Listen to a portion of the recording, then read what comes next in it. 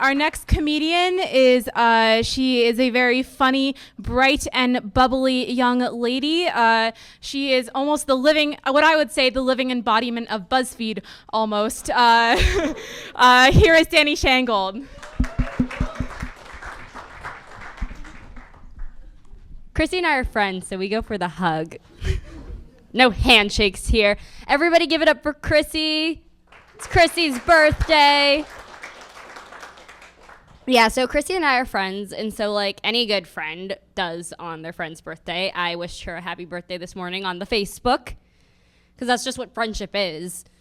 So I wrote this cute little post, and I put this cute little picture of us, and about 3 minutes later, Chrissy comments, she's like, thanks, wait, is that picture from last night? Because I don't remember taking it. And I was like, no, Chrissy, this picture's from Halloween. And she's like, oh, okay, that makes sense because I don't remember you wearing a wig last night, which I wasn't, so there we go. Yeah, so last night was fun. A bunch of us were at this little soiree together. It was quite a good time. I took a sober night, though, last night because I spent 4 hours yesterday convincing myself that I had mono. And so I was like, you know what, better. And I'm a little less convinced now, considering that I managed to just not fall asleep at this person's house last night. So I was like, maybe I don't have mono. But better safe than sorry. I'm like, I'll take this sober night, that's fine. And I was talking to my mom about it. I was like, I was kind of looking forward to loosening up a little bit tonight, having some fun. And she's like, the thing is though, is sometimes if you get really lucky, you get to just sober watch a bunch of drunk people. It almost sounds like whale watching, but better and easier to do. Especially in Athens. I mean, where in Athens are you going to find a whale? Where in Athens are you going to find a drunk person? Probably right over there. Not making assumptions about anyone here tonight, but it was a fest day, so a little bit. Oh, I like Emily's in the back just yeah. Thanks for that. So no, I was out with my friends and definitely was a good night for some drunk watching. It was really, really fun. One of my friends specifically, he's working camera number 3,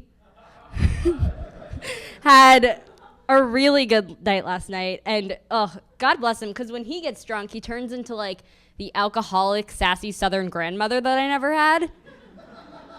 I mean, most of the time, he's just, sassy and judgmental. But, this one, when he's drunk, there's, a little more character development behind it. And so he's just we're at one point we left the party and we were walking to get some food. And he's like, I've never been on this street in my life. This street is a bunch of white nonsense. Oh, that's another thing that kind of is different from him, though, I guess, and a sassy alcoholic Southern grandmother is it's reverse racism. Because, and he's white, by the way. If you take a good look at camera number 3, he is very white. But his favorite phrase ever is white nonsense. You can just be I'm yeah, I got this new hoodie. Even when he's sober too, it's yeah, I got this hoodie the other day. He's like, that hoodie is a bunch of white nonsense. And I'm like, okay. So he's just, making praises to RuPaul's Drag Race and just talking about how everything's a bunch of white nonsense and is dancing all over the place and it's great and it was a lot of fun.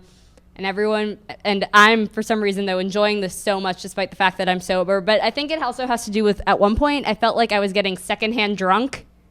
How secondhand smoking's a thing? I think secondhand drunkenness is a thing. Might have had something to do with the fact that camera number 3 was literally spitting his raspberry onto my skin. I was sitting next to him, and it was just and I was like, all right.